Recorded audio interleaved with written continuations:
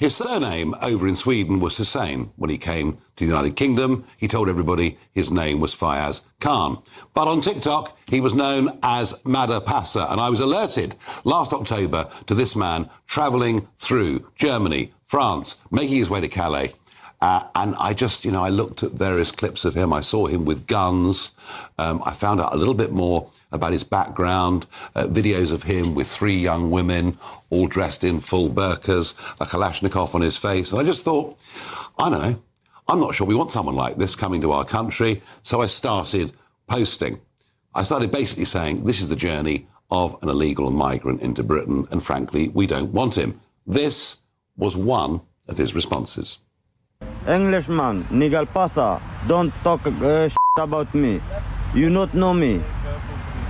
I come to England because I want marriage with your sister. Don't talk about me more. Delete a video. This is not good, my friend. You not know me.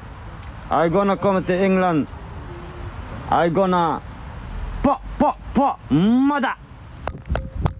Passa, man, you know. Not the sort of chap you invite round for Sunday tea, and I was alarmed by it. Well, undeterred, he made the crossing and he kept on posting on TikTok. Here he was in a dinghy crossing the channel.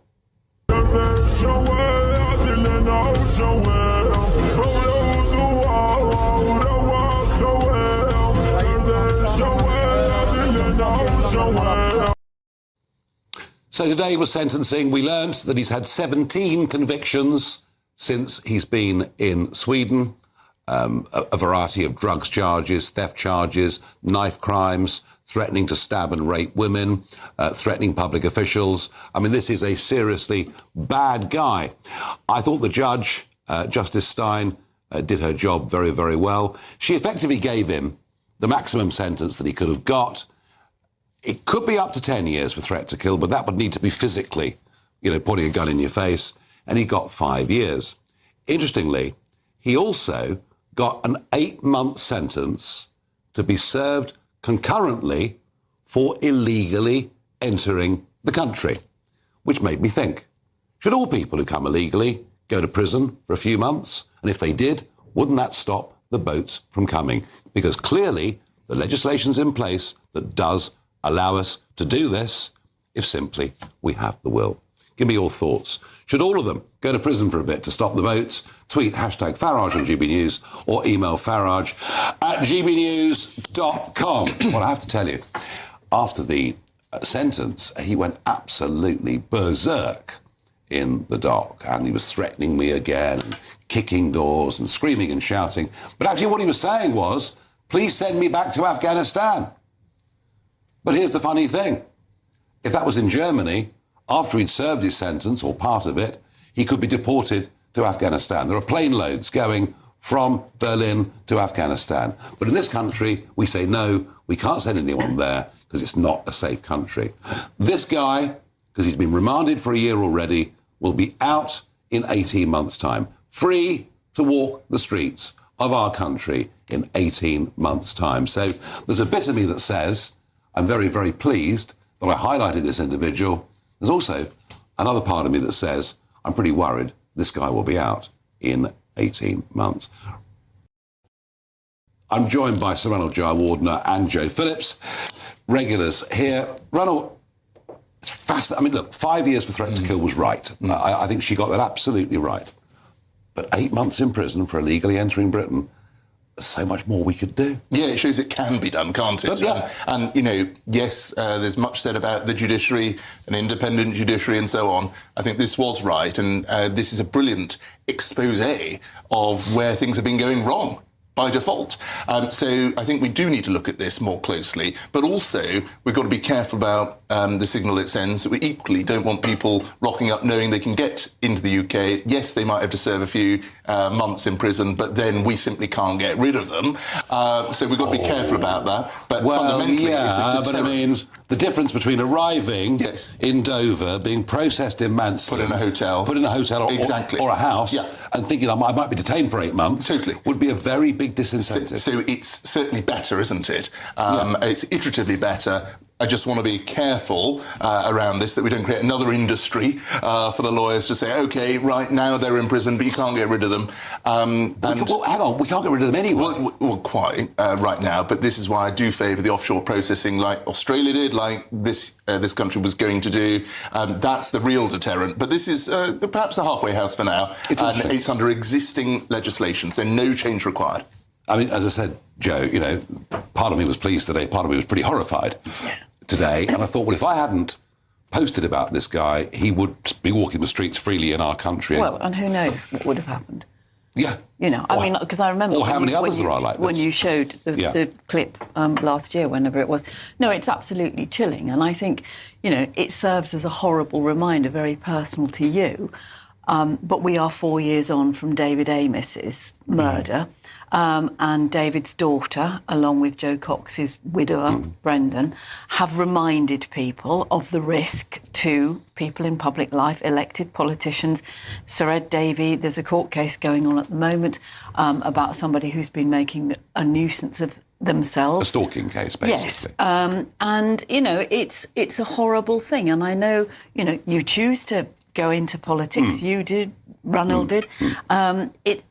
But people need to realise how horrible and how frightening this sort of thing is. And I think, you know, this bloke came from Sweden. Why can't he go back to Sweden? Well, this is interesting because Sweden rejected his asylum claim. But he's been convicted in Sweden. He's been convicted in Sweden. There are open charges still in Sweden around child pornography. But his asylum claim was rejected and the Swedes don't want him back. But he wants to go back. He was screaming in the court, send me back to Afghanistan. Well, and isn't that at the end of the sentence what we ought to do? But actually, not even at the end of the sentence. If you're found guilty of something as serious as this... Could go now. You should go now, because actually, although, and I completely get what Ranil's saying about, you know, you can't process everybody, apart from anything else, we haven't got space in the prisons.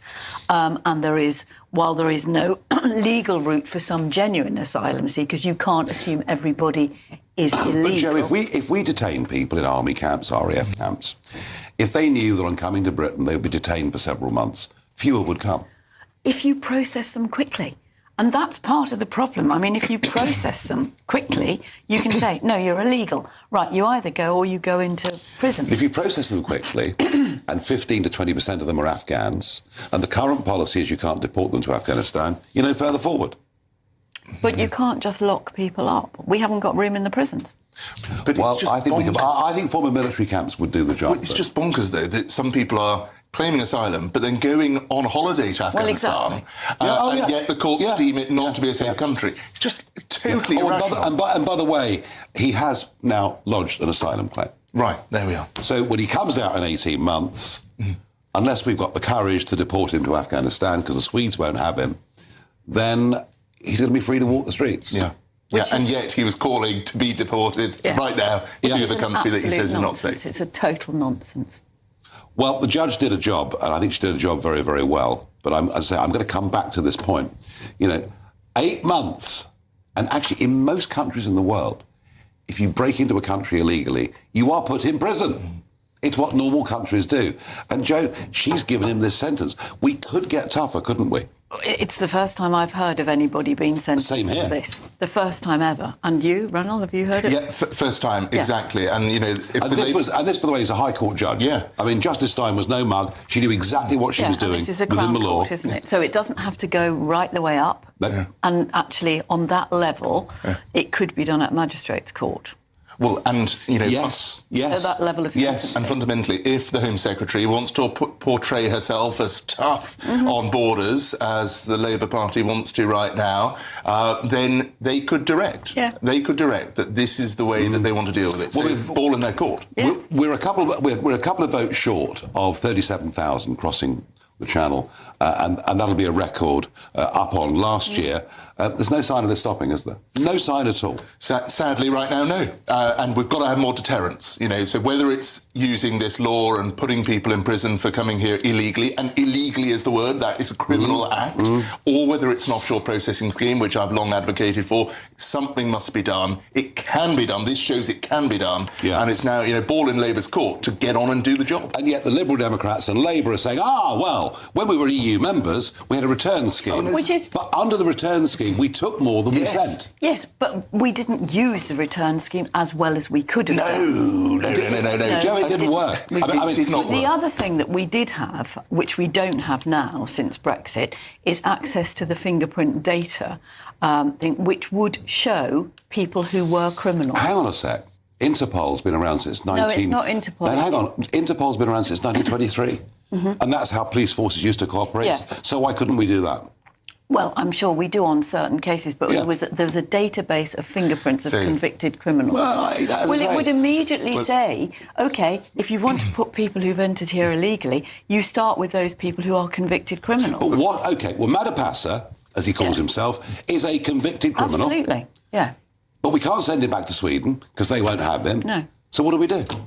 Well, I mean, even if we know they're criminals, if they come from Eritrea or most of these countries... And he's going to be there for 5 years or 18 months or 18 whatever months from now. In a prison that, you know, is being paid for by us. No, listen, Joe, I'm with you. I'd send him to Afghanistan tomorrow. I mean, I think, you know, if you do that... Sorry, Ronald. I was just going to say, so Europol is what you're referring to, Joe. And it's not, it's called Eurodac or something. Eurodac is Europol's the organisation. Yeah. Eurodac is the database. Yeah. But the point I'm making is we've cooperated with countries, we've extradited with other countries without the European Union. Well, exactly. And also with Europol, if they wanted us to participate, and it serves both sides to participate in sharing details on criminals, they could have done it. They chose not to.